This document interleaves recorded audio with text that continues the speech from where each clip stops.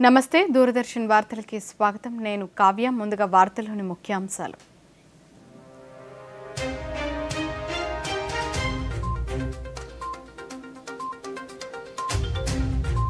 న్యూఢిల్లీలో జాతీయ చలనచిత్ర అవార్డుల ప్రదానం.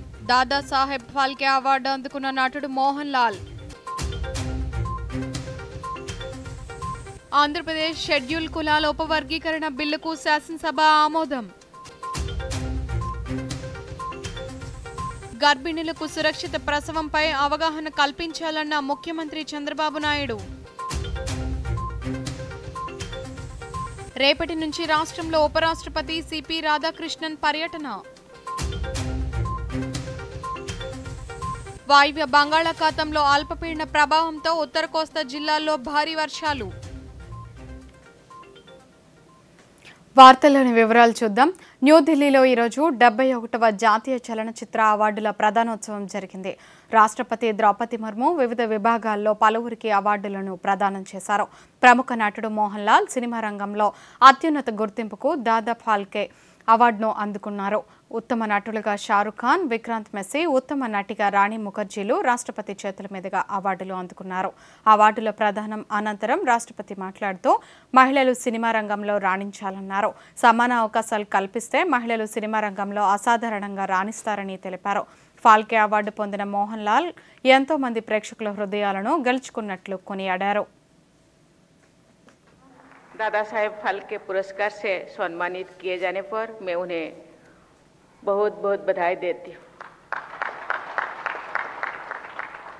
उन्होंने कमल से कोमलतम और कठोर से कठोरतम भावों को सहजता से प्रस्तुत किया है और द कंप्लीट एक्टर की उनकी छवि बनी है।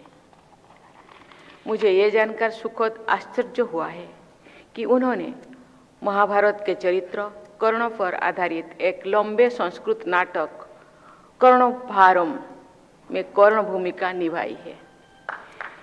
एक तरफ उनकी वानप्रस्थम जैसी गंभीर फिल्म है तो दूसरी तरफ अनेक अत्यंत लोकप्रिय फिल्में हैं। मुझे जानकारी मिली है कि मोहनलाल जी के पुरस्कार की घोषणा होने पर लोगों में खुशी की लहर दौड़ गई। సృజనాత్మకతకు కేంద్ర బిందువుగా భారతదేశాన్ని నిలిపేందుకు ప్రధానమంత్రి నరేంద్ర మోదీ కృషి చేస్తున్నారని కేంద్ర సమాచార ప్రసార శాఖ మంత్రి అశ్విని వైష్ణవ్ అన్నారు. న్యూఢిల్లీలో జరిగిన 71వ జాతీయ చలనచిత్రోత్సవాల అవార్డుల ప్రదానం సందర్భంగా ఆయన మాట్లాడుతూ భారతదేశాన్ని కంటెంట్ సృష్టి కేంద్రంగా మార్చాలని కోరారు. ప్రపంచానికి కొత్త ఫార్మాట్లో కొత్త వేదికను సృష్టిస్తామన్నారు. మొదటి Indian institute of creative technology ముంబైలోని ఎన్ఎఫ్డిసి క్యాంపస్లో పనిచేస్తుందని, త్వరలో ఫిల్మ్ సిటీలో ప్రధాన క్యాంపస్ నిర్మాణాన్ని ప్రారంభిస్తామని మంత్రి తెలిపారు. संजय जाजू जी, आशुतोष जी, शेषाद्री जी, गोपाल कृष्ण पाई जी और इस बड़े हॉल में एक से बढ़कर एक फिल्मी दुनिया के सभी महानुभाव, आप सबको बहुत बहुत स्वागत है। सबसे पहले जूरी को मैं बहुत धन्यवाद देना चाहूँगा। इतना फेयर और थॉटफुल सिलेक्शन किया आपने और उसके बाद में जितने भी लोगों ने आज अवार्ड्स जीते हैं, give them a big round of applause. Congratulations to all. గర్భిణులకు సురక్షిత ప్రసవంపై అవగాహన కల్పించాలని ముఖ్యమంత్రి చంద్రబాబు నాయుడు పేర్కొన్నారు. శాసనసభలో ఈరోజు ఆరోగ్యంపై జరిగిన స్వల్పకాలిక చర్చలో ముఖ్యమంత్రి మాట్లాడుతూ ఆరోగ్య ఆంధ్రప్రదేశ్ కావాలనేది అందరి ఆకాంక్ష అని పేర్కొన్నారు. ఆరోగ్యం కాపాడుకోవడం అతి ముఖ్యమని సూచించారు. 9% డబ్బుల్ని చారిటీ ఖర్చు పెడుతున్నారు. మొత్తం ఆయన సంపదంతా కూడా చారిటీకి గివ్ బ్యాక్ టు సొసైటీ. ఆ సందర్భంలో ఆయన అడిగింది నేను చిన్న ఒక 20-30 సంవత్సరాల కంటే ముందు చూశాను. ఆ రోజు చూసినప్పుడు మీరు పవర్ పాయింట్ ప్రజెంటేషన్ నాకు ఇచ్చారు అప్పట్లోనే. ఇప్పుడు నాకు ఒక ఆలోచన వచ్చింది. నేను చాలా రకాల ప్రయత్నం చేశాను, ఎక్కడా వీలు కాలేదు. మీరు ముందుకు వస్తే మీతో కలిసి ఆంధ్రప్రదేశ్లో ఒక ప్రాజెక్ట్ చేస్తాం. అది డిజిటల్ హెల్త్ రికార్డ్ చేసి నేను ప్రపంచంలో ఉండే టెక్నాలజీలను తీసుకొస్తాను. నాలెడ్జ్ని తీసుకొస్తాను. మీరు ప్రూఫ్ ఆఫ్ కాన్సెప్ట్ కింద మీరు చేసి చూపించగలిగితే ఇక్కడ సక్సెస్ అవుతానే దేశం మొత్తం రిప్లికేట్ చేసుకుంటాం. ఒకవేళ అవసరమైతే ఏ స్టేట్కైనా. అది కాకుండా ప్రపంచంలో వేరే దేశాల ముందుకు వస్తే అక్కడ కూడా అమలు చేస్తాం. దానికోసం ప్రయత్నం చేస్తాను అన్నప్పుడు నేను కూడా హ్యాపీగా రమ్మన్నాను. ఇప్పుడు ఆ ప్రాజెక్ట్ స్టార్ట్ చేశాం. టాటా కొంచెం 2-3 దిక్కలు చేశారు. కోలార్లో చేశారు, అస్సాంలో ఒక చిన్న ప్రాజెక్ట్ చేశారు, పైలట్ చేశారు. అవి 2 చేసిన తర్వాత నేను ఆలోచించింది మన రాష్ట్రంలో చేయాలనే ఉద్దేశంతో మొన్నే కుప్పంలో స్టార్ట్ చేశాం. కుప్పంతో స్టార్ట్ చేసి ఈరోజు మీరు చూస్తే నెక్స్ట్ November 24 మేము కుప్పంలో ఈ ప్రాజెక్ట్ని స్టార్ట్ చేశాం. January 25 నేను అక్కడికి వెళ్ళి ఈ ప్రాజెక్ట్ని డిజిటల్ నర్వ్ సెంటర్ కింద ఇప్పుడు పేరు మార్చాం, దీన్ని స్టార్ట్ చేశాం. ఇది స్టార్ట్ చేసిన తర్వాత దిశ ఇక్కడ ఒక టార్గెట్ పెట్టుకున్నాం. ముందు 6 నెలల్లో కుప్పం పైలట్ అవుతుంది. అది గోయింగ్ ఆన్, రికార్డ్స్ అన్ని ఎస్టాబ్లిష్ అయిపోయినాయి, స్టార్ట్ చేశాం. ఆంధ్రప్రదేశ్ షెడ్యూల్ కులాల ఉపవర్గీకరణ బిల్లు 2025కు శాసనసభ ఆమోదం తెలిపింది. ఈ బిల్లును మంత్రి డోలా శ్రీ బాలవీరాంజనేయ స్వామి సభ ముందు ఉంచగా చర్చ అనంతరం ఈ బిల్లును సభ ఏకగ్రీవంగా ఆమోదించింది. అలాగే ఆంధ్రప్రదేశ్ పంచాయతీరాజ్ సవరణ బిల్లు 2025ను రాష్ట్ర ఉప ముఖ్యమంత్రికి బదులుగా రాష్ట్ర పౌర సరఫరాల శాఖ మంత్రి నాదెండ్ల మనోహర్ సభ ముందు ఉంచారు. ఈ బిల్లుపై చర్చ అనంతరం ఈ బిల్లు కూడా సభ ఆమోదం పొందింది. అలాగే భారతీయ నాగరిక సురక్ష సంహిత ఆంధ్రప్రదేశ్ సవరణ బిల్లు 2025ను రాష్ట్ర న్యాయశాఖ మంత్రి ఎన్ఎండి ఫరూక్ సభలో ప్రవేశపెట్టగా ఈ బిల్లు సభ ఆమోదం పొందింది. నాన్ అగ్రికల్చర్ ల్యాండ్ నుంచి అగ్రికల్చర్ ల్యాండ్ నుంచి నాన్ అగ్రికల్చర్ ల్యాండ్లో మార్పు జరిగినప్పుడు స్థానిక సంస్థలనే బలోపేతం చేయడానికి కోసమే ఈ అమెండ్మెంట్ తెచ్చామండి. గాంధీ గారు కోరుకున్న గ్రామ స్వరాజ్యం నిజంగా వస్తుంది. ఎస్. భారత ఉపరాష్ట్రపతి సిపి రాధాకృష్ణన్ రేపు విజయవాడలో పర్యటించనున్నారు. రేపు మధ్యాహ్నం ఢిల్లీ నుంచి భారత వాయుసేన ప్రత్యేక విమానంలో విజయవాడ అంతర్జాతీయ విమానాశ్రయానికి చేరుకుంటారు. అక్కడ ఆంధ్రప్రదేశ్ పోలీస్ శాఖ ఏర్పాటు చేసిన గార్డ్ ఆఫ్ ఆనర్ కార్యక్రమంలో గౌరవ వందనం స్వీకరిస్తారు. రాష్ట్ర గవర్నర్ అబ్దుల్ నజీర్, రాష్ట్ర ముఖ్యమంత్రి నారా చంద్రబాబు నాయుడు, ఉన్నతాధికారులు ఉపరాష్ట్రపతికి స్వాగతం పలకనున్నారు. విజయవాడ పర్యటన అనంతరం ఉపరాష్ట్రపతి తిరుపతిలో పర్యటిస్తారు.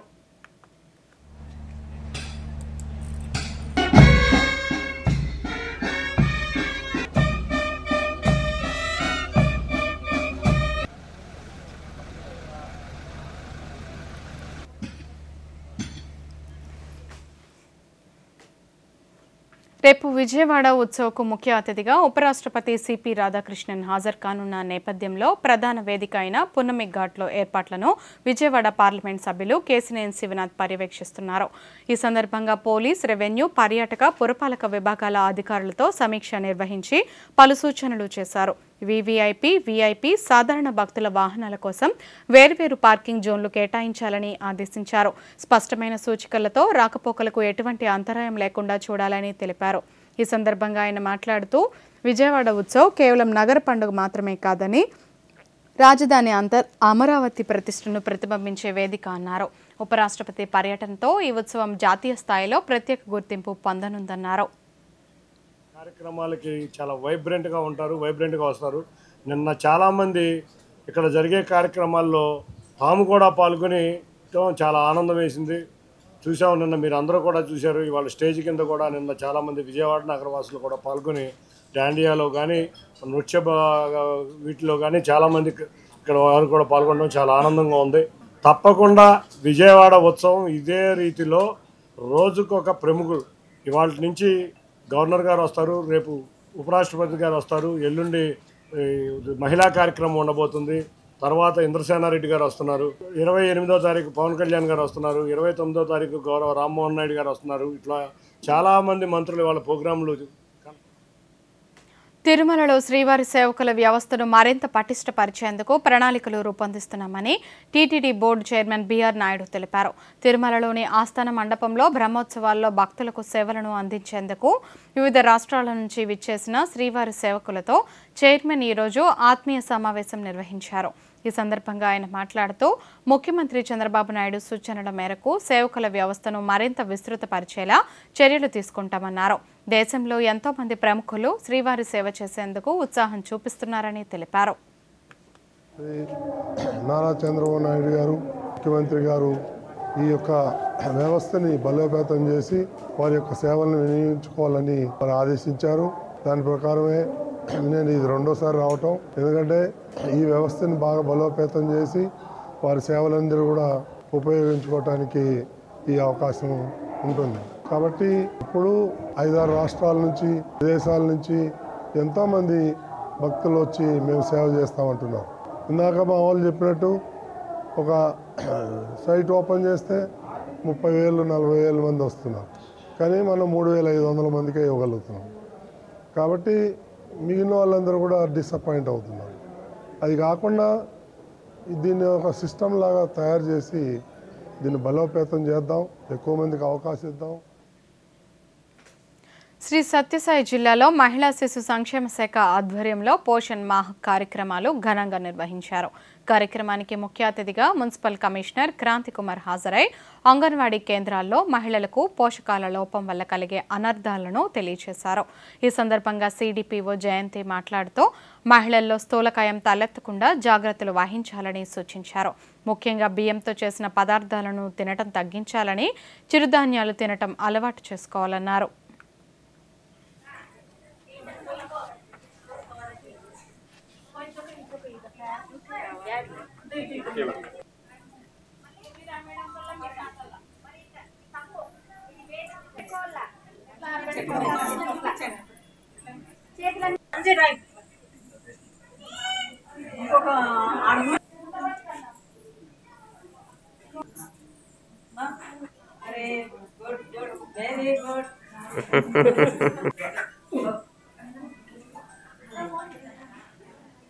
మహిళలు, చిన్నపిల్లలు పౌష్టికాహారాన్ని తీసుకోవాలని ఉరవకొండ స్త్రీ శిశు సంక్షేమ శాఖ సిడిపిఓ శ్రీదేవి తెలిపారు.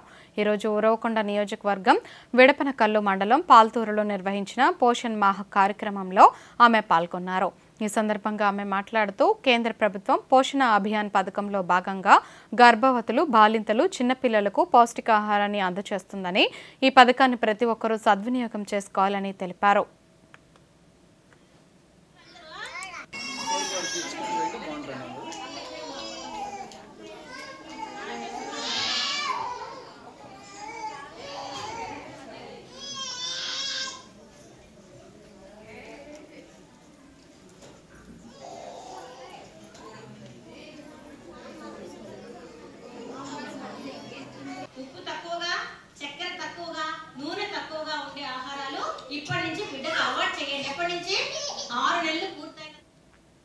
దేశంలో పన్నుల సంస్కరణల్లో ప్రధానమంత్రి నరేంద్ర మోదీ నూతన విప్లవాన్ని తీసుకురావడం జరిగిందని జాతీయ యువజన వ్యవహారాలు, క్రీడల మంత్రిత్వ శాఖ ఉపాధ్యక్షుడు విష్ణువర్ధన్ రెడ్డి తెలిపారు. శ్రీ సత్యసాయి జిల్లా పుట్టపర్తి కలెక్టరేట్కు వచ్చిన ఆయన కలెక్టర్ శ్యాంప్రసాద్ను మర్యాదపూర్వకంగా కలిశారు.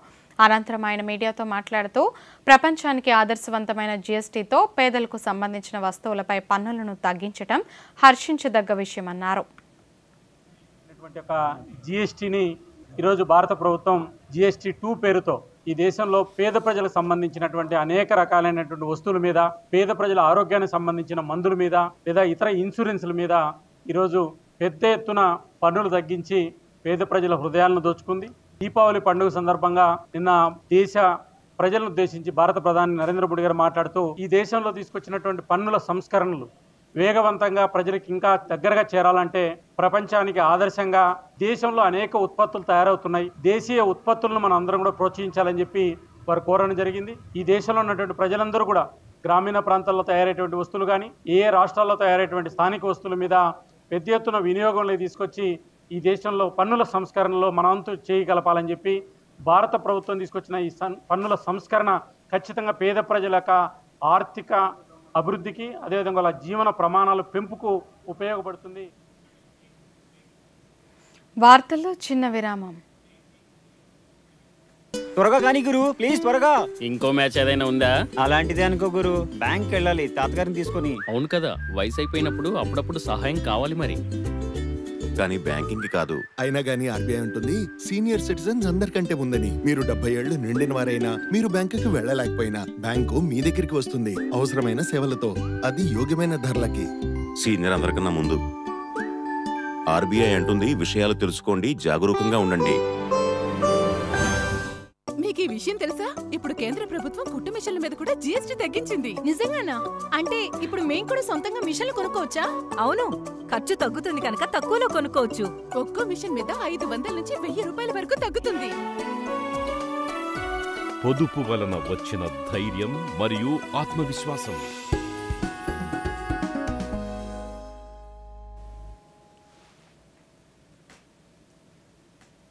తిరిగి స్వాగతం. విజయవాడ ఇంద్రకీలాద్రిపై శ్రీ దుర్గా మల్లేశ్వర స్వామివార్ల దేవస్థానంలో దసరా శరన్నవరాత్రి ఉత్సవాలు ఘనంగా జరుగుతున్నాయి. ఆశ్వీజ శుద్ధ విధియను పురస్కరించుకొని ఈరోజు అమ్మవారు శ్రీ గాయత్రీదేవి అలంకారంలో భక్తులకు దర్శనమిస్తున్నారు. సకల మంత్రాలకు మూలమైన శక్తిగా వేదమాతగా ప్రసిద్ధి పొంది ముక్త, విద్రుమ, హేమ, నీల, ధవళ వర్ణాలతో ప్రకాశిస్తూ పంచముఖాలలో దర్శనమిచ్చే సంధ్యావందన దేవతగా గాయత్రీదేవికి ప్రత్యేక ప్రాధాన్యత ఉంది. గాయత్రి అలంకారంలో ఉన్న అమ్మవారిని దర్శించడం వల్ల ఆరోగ్యం, జ్ఞానం, సంపద సిద్ధిస్తాయని భక్తుల విశ్వాసం. కాగా అమ్మవారిని దర్శించుకునేందుకు భక్తులు వేలాదిగా తరలి వస్తున్నారు.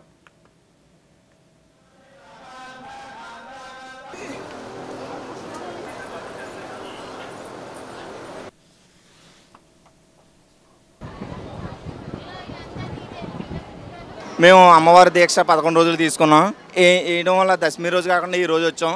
ఏర్పాట్లు అవి చాలా బాగున్నాయి. ఇక్కడ పోలీసు వారు చూడడం కానీ, ఈ మంచినీళ్ళు ఇవ్వడం, అందరికీ భక్తులందరికీ వాటర్ బాటిల్ ఇవ్వడం అన్నీ కూడా చాలా బాగున్నాయి. ఎదర దారిలో కూడా రోడ్డు మీద కాళ్ళు అయ్యి కాలకుండా మ్యాట్లు అయ్యి వేసి చాలా బాగా చేశారు. బాగున్నాయి. అందరూ దర్శనానికి రావచ్చు. అమ్మవారు ఆధునిక పద్ధతులు పాటించడం ద్వారా వ్యవసాయాన్ని లాభసాటిగా మార్చవచ్చని వైఎస్ఆర్ కడప జిల్లా కలెక్టర్ శ్రీధర్ చరుకూరి పేర్కొన్నారు. ఈరోజు జిల్లా కలెక్టర్ కార్యాలయంలో ఆధునిక వ్యవసాయ పద్ధతులపై జాయింట్ కలెక్టర్ అదితి సింగ్తో కలిసి సమీక్ష సమావేశం నిర్వహించారు. ఈ సమావేశంలో వ్యవసాయ శాఖ అధికారులు, ఇఫ్కో ప్రతినిధులు, సుస్థిర వ్యవసాయ కేంద్రం ప్రతినిధులు, నాబార్డు అధికారులు పాల్గొన్నారు. ఈ సందర్భంగా కలెక్టర్ మాట్లాడుతూ రైతులు వ్యవసాయ రంగంలో నూతన వ్యవసాయ పద్ధతులు అవలంబించాలన్నారు. 45%, 50% అడాప్ట్ కూడా చేసుకుంటున్నారు.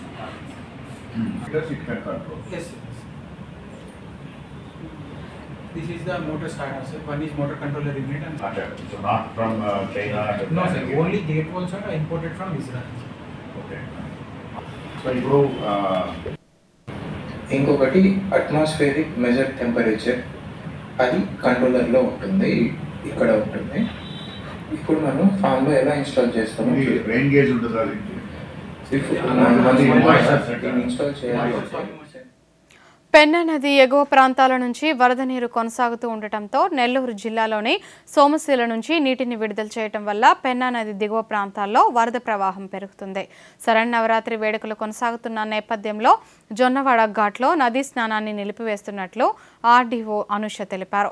ప్రవాహ వేగాన్ని దృష్టిలో ఉంచుకొని నెల్లూరు జిల్లా వ్యాప్తంగా పరివాహక ప్రాంతంలో జాలర్లు నదిలోకి దిగరాదని హెచ్చరికలు జారీ చేశారు. వరద ఉధృతి మరింత పెరిగే అవకాశం ఉన్న నేపథ్యంలో తగు జాగ్రత్తలు తీసుకోవాలని సూచించారు.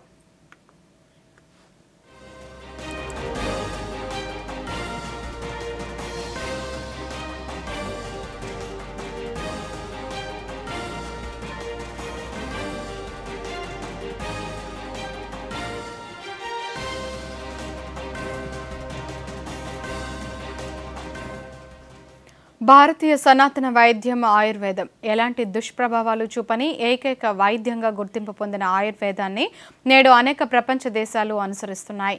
భారతదేశానికి చెందిన ఋషులు ప్రతిపాదించిన అనేక ఆరోగ్య సూత్రాలను పుణికిపుచ్చుకున్న ఆయుర్వేదం ఖ్యాతిని ప్రపంచ దేశాలకు తెలియచేసే లక్ష్యంతో ఏటా సెప్టెంబర్ 23 నాడు ఆయుర్వేద దినోత్సవంగా నిర్వహిస్తున్నారు. మారుతున్న కాలానికి అనుగుణంగా అనేక మార్పులు సొంతం చేసుకుంటూ ప్రజల ఆరోగ్య పరిరక్షణకు ఆయుర్వేదం పెద్దపీట వేస్తుంది. ముఖ్యంగా కరోనా సమయంలో ఆయుర్వేదం ప్రజలకు మరింత చేరువైంది.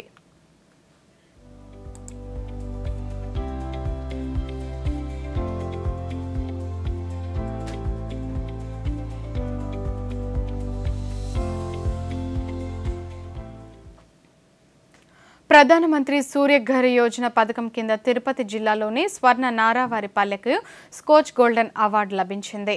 ప్రతి ఇంటికి సోలార్ రూఫ్ టాప్ను ఏర్పాటు చేసి సౌర విద్యుత్ను ఉత్పత్తి చేసుకునేలా అధికారులు ప్రోత్సహించారు. కేవలం 45 రోజుల వ్యవధిలో మొత్తం 1600 ఇళ్లకు సోలార్ రూఫ్ టాప్ను ఏర్పాటు చేసి విద్యుత్ వెలుగులు నింపారు. ఇలా గ్రామం మొత్తం సౌర విద్యుత్ను ఉత్పత్తి చేస్తూ రికార్డు సృష్టించిన నేపథ్యంలో కేంద్ర ప్రభుత్వం ఇటీవల స్కోచ్ గోల్డెన్ అవార్డును అందించింది. తిరుపతి జిల్లా collector S Venkateshwar, SPDCL SC Surendra Naidu ఈ అవార్డును ఢిల్లీలో అందుకున్నారు. స్వర్ణ నారావారిపల్లె అవార్డు లభించడంపై తిరుపతి కలెక్టరేట్లో కేక్ కట్ చేసి హర్షం వ్యక్తం చేశారు.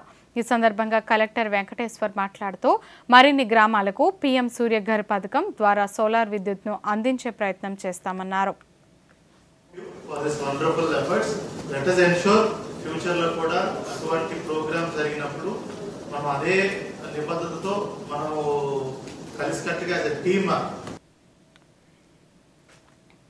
ఆసియాలోని అతిపెద్ద సినిమా క్రియేటివ్ కంటెంట్ మార్కెట్ అయిన Asian content and film market దక్షిణ కొరియా బుసాన్లో నిర్వహిస్తున్నారు. ఈ సందర్భంగా కేంద్ర సమాచార ప్రసార శాఖ సహాయ మంత్రి డాక్టర్ ఎల్ మురుగన్ భారత్ పెవిలియన్లో ప్రదర్శిస్తున్న వివిధ స్టాల్స్ను సందర్శించారు.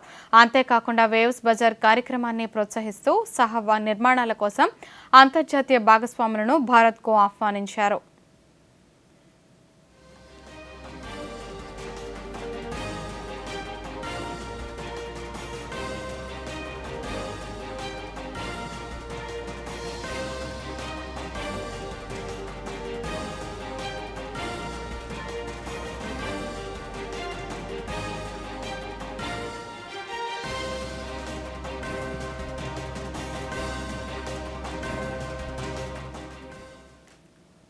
నవరాత్రి పండుగ ప్రారంభం కాగానే దేశవ్యాప్తంగా కార్ల అమ్మకాల్లో రికార్డు స్థాయి వృద్ధి నమోదైంది. పండుగ శుభముహూర్తంతో పాటు ఇటీవల ప్రకటించిన జీఎస్టీ తగ్గింపులు కూడా ఈ వృద్ధికి ప్రధాన కారణమని పరిశ్రమ నిపుణులు చెబుతున్నారు. ఈ పరిణామం ఆటోమొబైల్ పరిశ్రమకు పెద్ద ప్రోత్సాహాన్ని ఇచ్చింది. జీఎస్టీ సంస్కరణల వల్ల కార్ల ధరలు గణనీయంగా తగ్గాయి. భారీగా కార్ల విక్రయాలు, విచారణలు పెరిగాయని Tata Motors, Maruti Suzuki, Hyundai Motor India వంటి సంస్థలు తెలిపాయి. హ్యుందాయ్ మోటార్ ఇండియా 11,000 డీలర్ బిల్లింగ్లు నమోదు చేసిందని తెలిపింది. ఇది భారత ఆర్థిక వ్యవస్థ వృద్ధికి దోహదం చేస్తుందని పరిశ్రమ నిపుణులు తెలిపారు.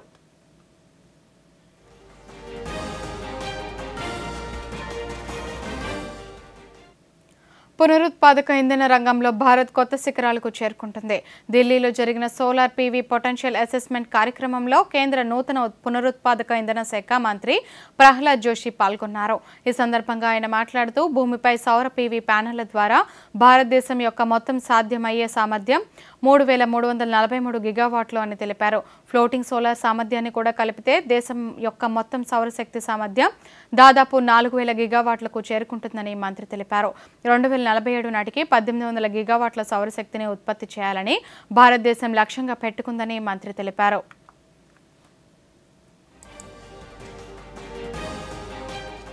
Most well-studied document and that has established the total 3,343 gigawatt of the potential across the country. This is the highest ever and this is the first ever exercise. It is a wonderful result. The report identifies the total feasible ground mounted solar. It is only ground mounted solar and potential is 3,300. చైనాలో water melon లాంతరు ఉత్సవం కోలాహలంగా జరిగింది. ఈ ఉత్సవం కోసం 600కు పైగా అందంగా చెక్కిన పుచ్చకాయ లాంతర్లను ఏర్పాటు చేశారు.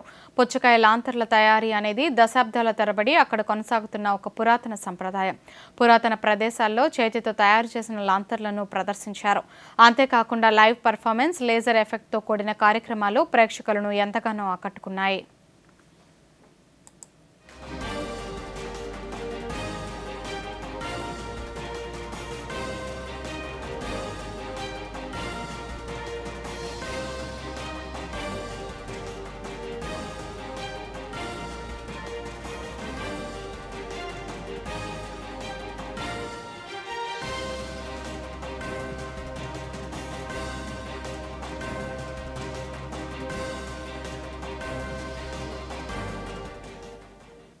పశ్చిమ బెంగాల్లోని కోల్కతా నగరంలో ఆకస్మిక వర్షం వల్ల నగరం నీట మునిగింది. ఏకంగా 248 మిల్లీమీటర్ల వర్షపాతం నమోదవటం వల్ల నగరంలోని లోతట్టు ప్రాంతాలు పూర్తిగా జలమయమయ్యాయి. భారీ వర్షాల కారణంగా హౌరా డివిజన్లో రైలు సేవలు నిలిచిపోయాయి. ఈ వరదల కారణంగా విద్యుత్ ఘాతకంతో 7 మరణించారు. ప్రస్తుతం అధికారులు సహాయక చర్యలను ముమ్మరం చేశారు. లోతట్టు ప్రాంతాల ప్రజలను సురక్షిత ప్రాంతాలకు తరలిస్తున్నారు. నగరం మొత్తం నీట మునిగినందున పాఠశాలలకు, కళాశాలలకు సెలవులు ప్రకటించారు.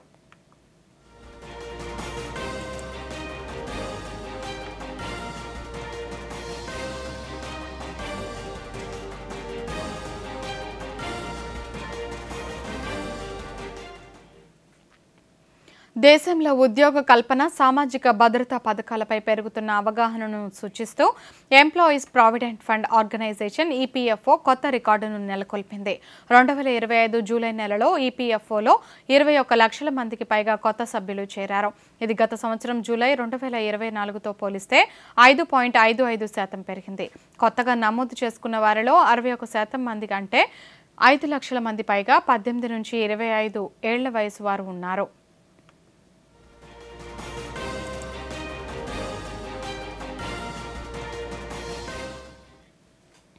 నేపాల్లో బంగారం ధరలు గరిష్ట స్థాయికి చేరాయి.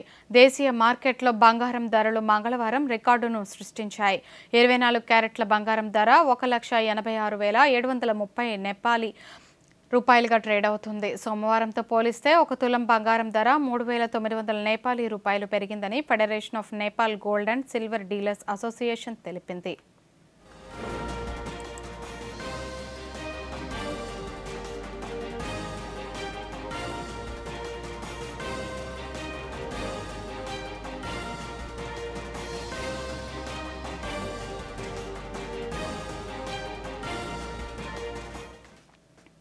దేశంలోని పేదింటి కుటుంబాల్లోని మహిళలకు వరప్రదాయినిగా మారిన ప్రధానమంత్రి ఉజ్వల పథకాన్ని కేంద్ర ప్రభుత్వం మరింత విస్తరించింది. ఈ పథకం కింద మహిళలకు వంట గ్యాస్ కనెక్షన్ను ఉచితంగా ఇస్తున్న విషయం తెలిసిందే. ప్రస్తుతం ప్రారంభమైన దేవి శరన్నవరాత్రుల వేడుకలను పురస్కరించుకుని ఈ పథకాన్ని మరో 25 లక్షల కుటుంబాలకు పొడిగిస్తున్నట్లు కేంద్ర ప్రభుత్వం తెలిపింది. ఈ నేపథ్యాన్ని పురస్కరించుకుని ప్రధానమంత్రి నరేంద్ర మోదీ మహిళలకు శుభాకాంక్షలు తెలిపారు. మరింత మంది తల్లులు, సోదరులు ఉజ్వల్ కుటుంబంలో చేరుతున్నందుకు సంతోషంగా ఉందన్నారు. ఇది మహిళా సాధికారతకు మరింత దోహదపడుతుందని పేర్కొన్నారు.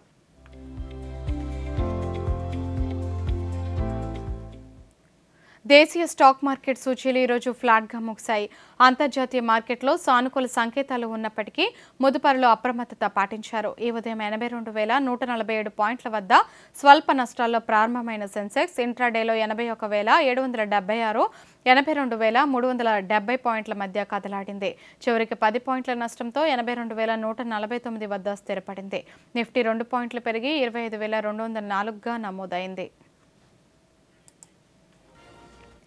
ప్రధానమంత్రి నరేంద్ర మోదీ తన మనసులోని భావాలను దేశ ప్రజలతో పంచుకునే మన్ కీ బాత్ కార్యక్రమం 126వ సంచిక ఈ నెల 28వ తేదీ ఆదివారం ఉదయం 11 గంటలకు ప్రసారమవుతుంది. ప్రజలు తమ అభిప్రాయాలను నమో యాప్ ద్వారా కానీ, స్వర సందేశాలను అయితే 1800117800 నెంబర్కు ఈ నెల 26వ తేదీలోగా పంపవచ్చు. అలాగే www.mygov.in వెబ్సైట్ ద్వారా కానీ 1922 నెంబర్కు మిస్డ్ కాల్ ఇవ్వడం ద్వారా తిరిగి మన మొబైల్కి వచ్చే సంక్షిప్త సందేశంలోని లింక్ ద్వారా కూడా అభిప్రాయాలను తెలియచేయవచ్చు. ఆకాశవాణి సమన్వయంతో దూరదర్శన్ ఛానళ్లు మన్ కీ బాత్ కార్యక్రమాన్ని ప్రసారం చేస్తాయి. ఈ కార్యక్రమ తెలుగు అనువాదం వెనువెంటనే దూరదర్శన్ సప్తగిరిలో ప్రసారమవుతుంది.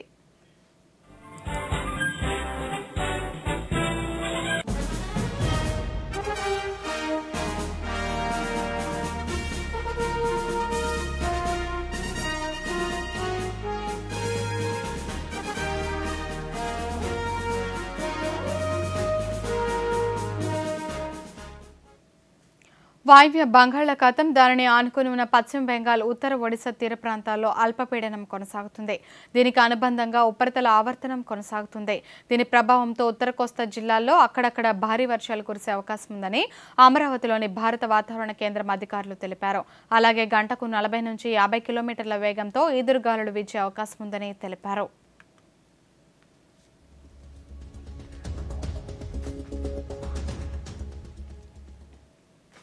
ఈ వార్తలు ఇంతటితో సమాప్తం. నమస్కారం.